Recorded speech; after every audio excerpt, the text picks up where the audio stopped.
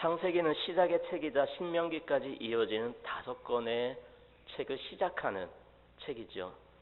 창세기를 포함한 5권의 책은 하나님의 백성이 어떤 존재인지를 알게 하고 또 하나님께서 우리에게 무엇을 기대하고 계신지 알게 하는 그러한 책이지요.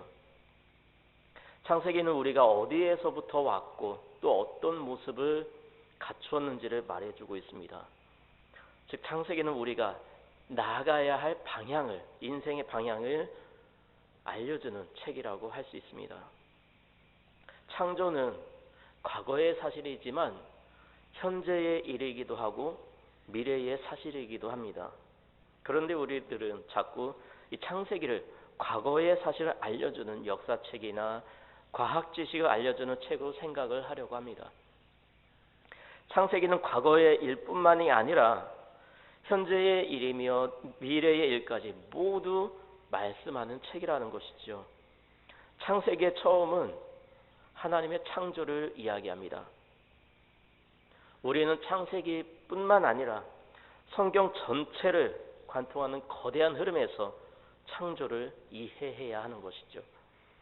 창세기에서 시작된 창조는 바로 타락으로 연결이 되고 인간이 타락하자마자 하나님은 구속의 역사를 시작하십니다. 타락한 인간의 죄가 점점 증가하고 악랄해지며 그 죄가 가득 차자 하나님은 홍수를 통해 세상을 멸망하십니다. 심판하시죠. 그러나 하나님은 노아를 통해 인류를 보존하시고 그 혈통으로부터 아브라함을 준비하셨고 아브라함으로부터 이스라엘을, 이스라엘로부터 예수 그리스도를 준비하셨습니다. 하나님은 예수 그리스도를 통해 우리가 타락을 딛고 회복할 수 있는 길을 열어주셨습니다. 예수 그리스도의 재림까지 우리에게 주어진 시간은 하나님께서 더 많은 사람을 구원하시는 시간이고 구원받은 사람들은 하나님 나라를 이 땅에서 이루어가며 살아가야 하는 시간인 것입니다. 하나님은 재림을 통해 새로운 창조를 이루십니다. 그러나 이것은 머나먼 미래에만 일어나는 일이 아니라 이미 하나님께서 우리를 통해 이루신 일인 것입니다. 그러므로 창세기의 창조 이야기는 우리의 과거 이야기이기도 하지만 현재이며 미래인 것입니다. 하나님께서 무엇을 하셨고 또 우리가 어떤 모습으로 되기를 원하시는지 창세기를 통해서 배우시기 바랍니다. 특별히 오늘 우리는 창세기 1장 1절을 통해서 하나님의 뜻을 생각해 보고자 하는데요. 아마도 이 구절의 말씀은 우리가 많이 읽고 외우고 있기 때문에 이 말씀의 의미에 대해서 매우 잘 안다고 생각할 수 있습니다. 그러나 창세기를 처음 시작하면서 성경 전체를 시작하는 오늘 이 말씀은 우리의 신앙의 출발을 알리는 구절이기 때문에 매우 중요한 말씀이고 매우 어려운 말씀입니다. 오늘 우리가 읽은 말씀, 태초에 하나님이 천지를 창조하시니라 라는 이 말씀의 의미를 해결하지 못하면 우리의 믿음이 시작이 될 수가 없습니다.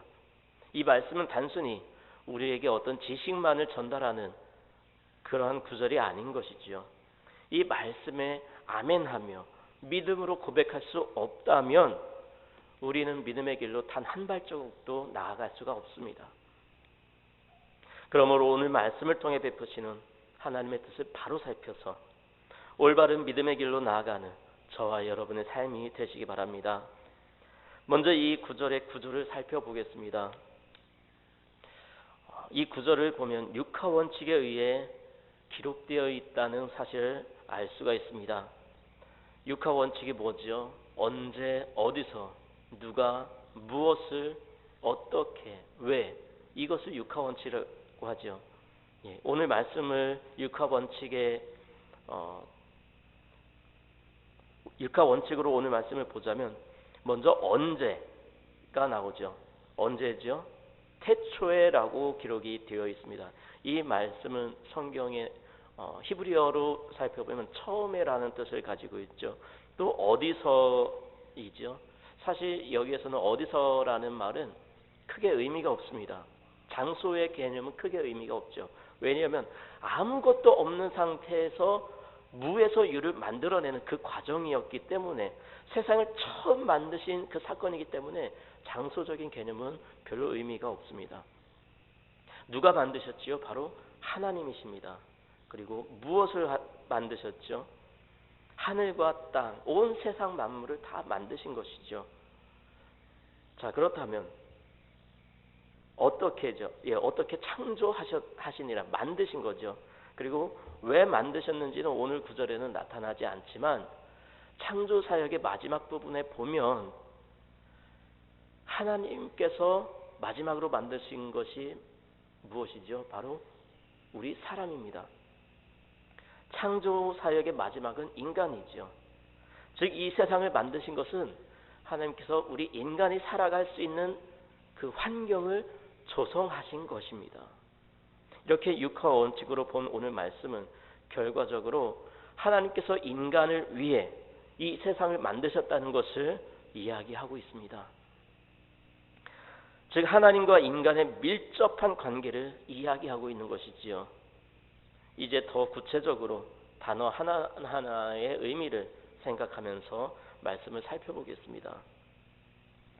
먼저 이 구절은 태초에라는 단어로 시작을 하고 있습니다. 이 단어를 히브리어로 베레시트라고 하는데요. 이 단어는 전치사 빼와 레시트라는 단어가 결합이 되어서 만들어진 단어입니다. 그 뜻은 시작, 근본, 으뜸 이러한 의미를 가지고 있죠.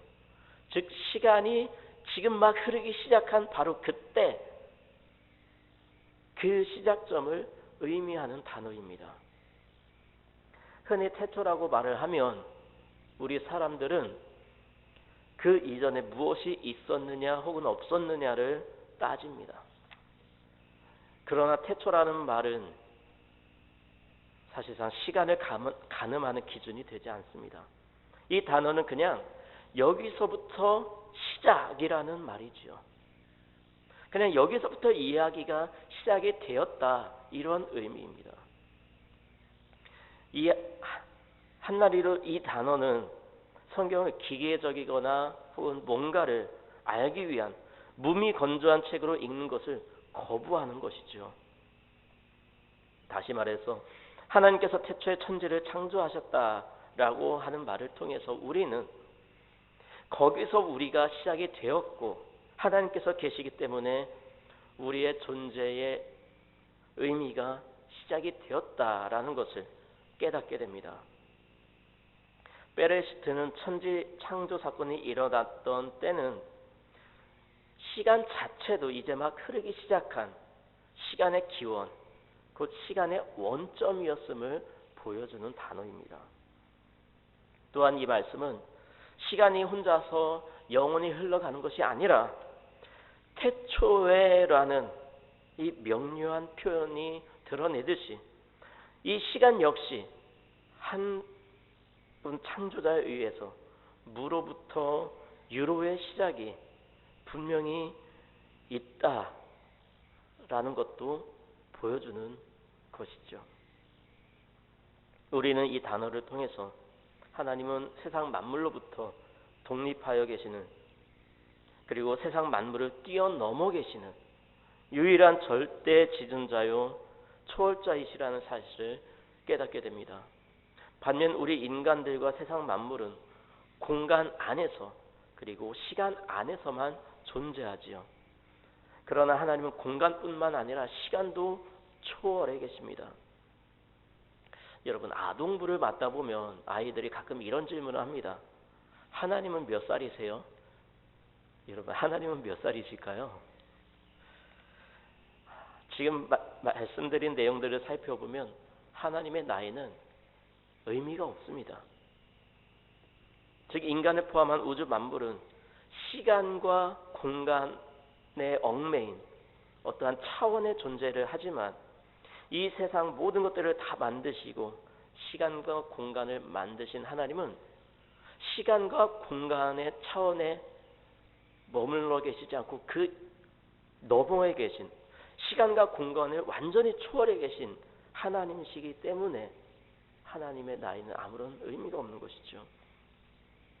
그러므로 시간과 공간에 얽매여 있는 우리들을 포함한 피조물과의 관계만 아니라면 하나님께 시간은 아무런 의미가 없는 것입니다. 심지어 하나님 자신의 실존에만 국한해서 볼 때에는 천지창조 이전과 이후의 구분도 아무런 의미가 없는 것이죠. 한마디로 하나님은 시간으로부터 완전히 초월해 계시기 때문에 시간과는 무관하게 영원히 계신 분이 바로 하나님이시라는 사실을 알게 됩니다. 이처럼 태초에란 창조 시점이 제시되는 것에 이어서 천지창조의 주체가 바로 하나님이심을 기록을 하고 있지요. 즉 천지가 언제 창조되었는지를 밝힌 데 이어서 누가 천지를 창조했는지 밝히고 있는 것입니다. 여기서는 하나님을 지칭하는 단어로 엘로힘이라는 단어를 사용하고 있습니다. 이 엘로힘이라는 말은 하나님의 특별한 능력과 권세를 강조하는 단어입니다. 창조기사에서 이러한 의미를 가지고 있는 것은 이러한 의미를 가지고 있는 엘로힘이라는 단어를 사용하고 있는 것은 자존하시는 절대 초월자로서 천하 만물의 창조에 임하시는 하나님의 고유하고도 위대한 신분과 하나님의 전능한 능력을 집중해서 부각시키기 위해서 이 엘로힘이라는 단어를 사용하고 있는 것입니다. 또한 그처럼 고귀하고 힘있는 분께서 지어내신 만물이 본래는 복되고도 완벽한 것임을 강력하게 주장하고 있는 단어이기도 하죠. 창세기 1장 전체는 계속해서 창조의 조성사역의 주체는 오직 하나님이시라는 사실을 계속해서 밝히고 있습니다. 그리고 여기에 나타나는 하나님에 해당하는 히브리어는 모두 엘로힘으로 기록되어 있습니다. 그래서 창조의 유일한 주체이신 하나님에 대한 언급이 31절로 기록된 창세기 1장 안에서만 무려 32회나 계속해서 반복되고 있습니다. 창세기 1장 전체를 읽어보면 첫째 날부터 각 날별로 창조된 내용만 다를 뿐 전반적인 전개 방식은 하나님이 이르시되 하나님이 보시기에 좋았다라는 기본 문장이 일종의 리듬을 이루면서 반복되는 형식으로 이루어져 있지요. 이처럼 하나님은 모든 존재의 기원이십니다. 만물은 다 하나님께로부터 나오고 하나님으로 말미암고 또 하나님께로 돌아가게 됩니다. 따라서 하나님은 당연히 우리 인생의 궁극적인 관심이 될 수밖에 없습니다. 그래서 우리 인간은 누구나 하나님을 지향하고 찾게 되는 것이죠. 사실 세상 사람들도 끊임없이 영적인 존재를 추구하며 갈망합니다. 그러나 세상 사람들은 자신들이 찾고 지향하는 대상이 하나님이시라는 사실을 모르고 살아갈 뿐이지요. 그러므로 우리는 그들이 찾는 분이 하나님이시라는 사실을 가르쳐 주어야 합니다. 또한 천지창조 기사 전체가 오직 하나님만이 온 천지를 다 직접 창조하셨음을 거듭 강조하고 있는 것은 전 우주에 대한 하나님의 소유권과 통치권을 증명하는 것입니다. 즉 이 말씀은 전 우주와 우리 인간에 대한 하나님의 소유권과 통치권을 강력하게 주장하는 것이죠. 이와 같은 하나님의 소유권과 통치권 사상은 성경 전체에 나타나고 있습니다. 이제 모세는 언제 천지창조가 있었는지를 밝히고 있는 태초에와 창조의 주체, 곧 누가 천지를 창조하셨는지를 밝히고 있는 하나님에 이어서 창조의 대상, 즉 무엇이 창조되었는지 밝히고 있습니다. 여기 우리말로 기록된 천지를이라는 말은 너무 간단하게 기록이 되어 있는데요. 이 말을 히브리어로 보면 et 하사마임 웻 하레츠라고 기록을 하고 있습니다. 약간 길지요. 이 말을 우리말로 직역을 하면 그 하늘들 그리고 그 땅을 이라고 번역을 할 수 있습니다. 그 하늘들 그리고 그 땅을. 여러분 성경에 보면 해 돋는 데부터 해 지는 데까지 혹은 단에서부터 부의 새벽까지 이러한 표현들이 자주 기록되어 있는 것을 발견하게 되죠. 이처럼 양극단을 함께 말함으로써 그 안에 있는 모든 것들이 다 포함됨을 강조하는 표현이 바로 그 하늘들 그리고 그 땅을 이라는 말입니다.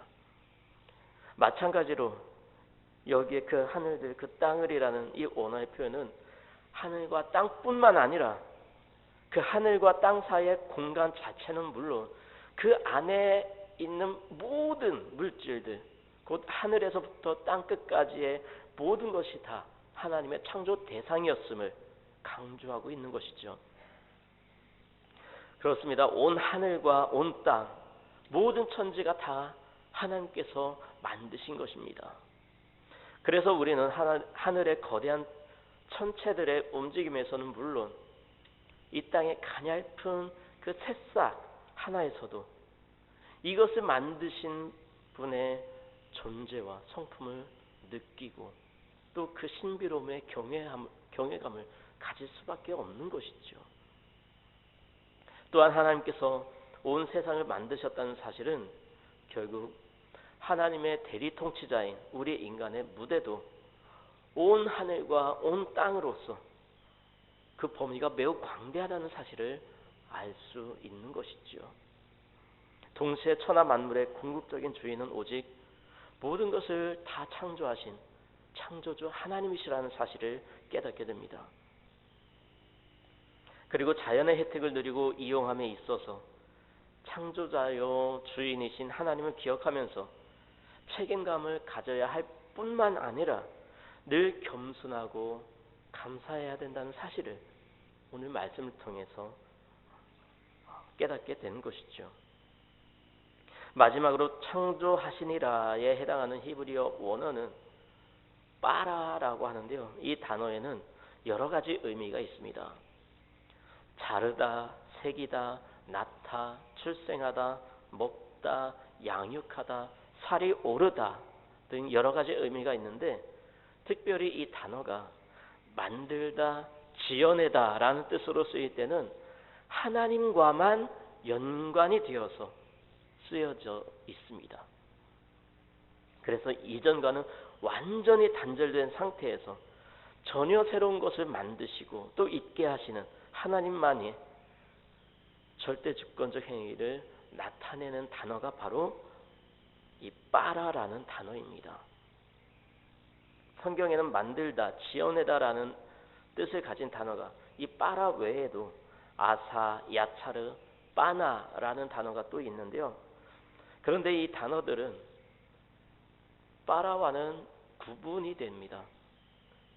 왜냐하면 빠라라는 단어는 무에서 아무것도 없는 상태에서 유를 창조해내는 그러한 창조 행위를 이야기할 때 빠라라는 단어를 사용하고요. 아사라는 단어는 원래 있는 그 재료를 가지고 무언가를 만들어낼 때 아사, 야차르, 빠나 이 단어들을 사용을 합니다. 예를 들어서 하나님께서 궁창을 만드시고 하늘의 궁창의 기존의 재료들로 해와 달 그리고 별들을 만드신 때에는 이 아사라는 단어가 사용됐습니다. 그리고 기존 재료를 사용했지만 그 만드는 기술의 섬세함과 그 결과가 새롭고 완벽함을 강조할 때에는 야차르라는 단어를 사용하고 있죠. 이 단어는 2장에 나타나는데요. 하나님께서 사람의 육체를 흙이라는 재료를 사용해서 참으로 훌륭한 모습으로 사람을 만들어냈음을 보여주는 그 단어가 바로 야차르라는 단어이지요. 또 흙을 사용해서 각종 들짐승과 공중에 새를 지었음을 묘사할 때에도 이 단어를 사용하고 있습니다. 그리고 빠나라는 단어는 세밀한 계획을 세우고 그 계획에 따라서 점차적으로 어떤 것을 만들어가는 그 과정을 주로 강조할 때에 이 빠나라는 단어를 사용했습니다. 아담의 갈빗대를 사용해서 여자를 만드신 사건을 묘사할 때 바로 이 빠나라는 단어를 사용했지요. 이렇게 볼 때 우리는 구약을 기록할 때에 그 단어 하나까지도 각 경우마다 정확하게 선택해서 쓴 그 심오함을 발견을 할 수가 있는데요. 이것은 역으로 우리가 성경을 원어로 각 단어의 용례 하나까지 섬세하게 분석하고 연구할 필요가 있고, 또 그렇게 할 때에 더 깊고 생생한 하나님의 은혜를 경험할 수가 있다는 것을 보여주는 것입니다. 다시 말씀으로 돌아와서 빠라라는 단어가 묘사하는 이 창조 행위의 성격은 다른 단어들의 용례와 비교해 볼 때에 과거와 현재를 자르듯이 나누고 전혀 새로운 것을 있게 하거나 시작하는 것을 말한다는 것을 알 수가 있는데요. 한마디로 빠라라는 말은 이전에는 전혀 없었던 일을 이전에 그 어떤 것과도 상관없이 새롭게 있게 하는, 새롭게 만들어내는, 무에서 유를 창조해내는 절대적 창조 행위를 가리키는 것이죠. 이와 같은 절대적 창조 행위는 오직 만물을 초월하고 시간을 초월해서 자존하시는 절대 주권자이신 하나님만이 하실 수 있는 그러한 창조 행위가 바로 빠라라는 것입니다. 여기서 창세기 1장 1절에 창조하시니라 곧 빠라라는 말은 무에서 유로 광대한 우주 공간 물론 그 안에 천한 만물을 구성할 재료가 될 모든 기본 물질들을 동시에 존재하게 하신 하나님의 절대적 창조 행위를 가리키는 말인 것이지요. 빠라는 하나님께서 이스라엘을 창조하시고 죄인을 중생하게 하시고 또 새하늘과 새 땅을 창조하심으로 전 인류의 구원을 완성하시는 일 등 하나님의 구원 사역을 나타낼 때에도 이 빠라라는 단어를 사용했습니다. 이것은 성경이 창조 사역과 구원 사역의 본질을 같은 것으로 간주하는 것이죠. 여러분, 여기서 질문 하나 할까요? 그렇다면 모세는 왜 하필 태초에 하나님이 천지를 창조하시니라 라는 이 말씀을 오경의 맨 처음에 기록을 했을까요?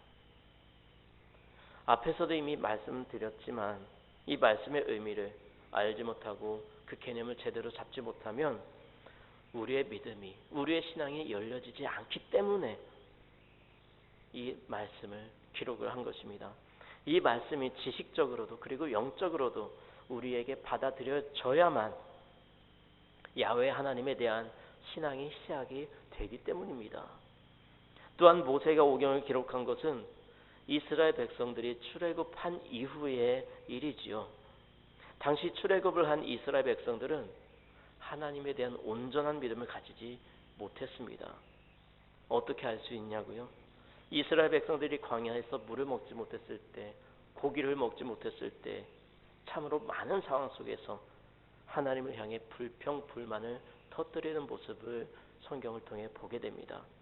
또한 모세가 하나님을 대면하기 위해 시내산에 갔을 때에 그가 산에서 더디 내려옴을 보고 백성들은 아론에게 신을 만들어내라고 요구를 하지요. 그때 만든 것이 바로 송아지 형상이었습니다. 이와 같은 이스라엘 백성들의 모습을 보았을 때에 그들이 하나님을 향한 온전한 믿음을 갖지 못했음을 발견할 수 있게 되는 것이지요. 그렇기 때문에 모세는 이스라엘 백성들이 하나님에 대하여 알기를 원해서 그 하나님을 섬기도록 하기 원해서 이 말씀을 기록했던 것입니다.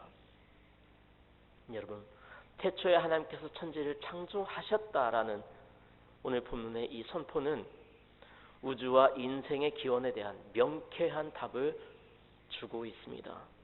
우리는 이러한 하나님의 말씀을 진리로 받아들여야만 합니다. 왜냐하면 성경은 진리의 근원이신 하나님의 말씀이기 때문이지요.